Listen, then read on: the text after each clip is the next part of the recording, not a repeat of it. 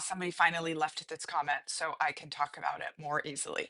This is Jehovah's Witnesses' favorite thing to do. Nah, we don't have a leader. Nah, we have a governing body of 12. And I didn't know how to answer this, right? But I knew it was problematic, right? Sure, we have everything else. We exploit labor, we require constant self sacrifice, we weaponize the mission, we do everything else, but we don't have a leader. So I went to Dr. Janja Lalich and I said, "What's the answer about Jehovah's Witnesses?" And she said, "Oh, it's called charisma by proxy." So charisma, charismatic leadership, and charismatic authority are different from charisma when we mean charming, right? I am very charismatic. I have no charismatic leadership or authority over any of you. Why? Because charismatic authority and leadership is simply when we choose to give someone authority over us. Okay?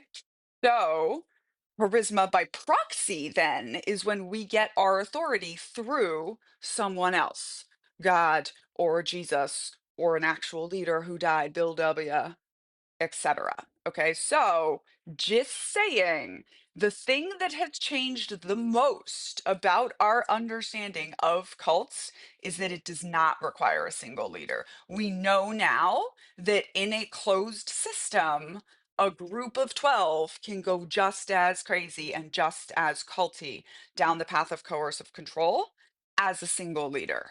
We also, ever since QAnon and other things with the internet, are questioning whether cults actually need a leader.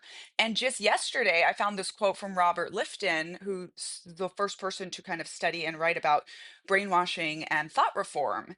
And he says, devotion to a leader or ideology.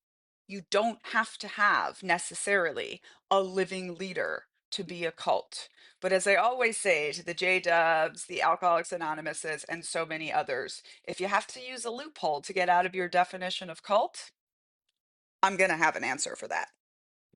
I want to say I know that this commenter was not attacking, and I'm not attacking back. I'm just being very irreverent about the Jehovah's Witnesses because that's how I feel about them ruining people's lives.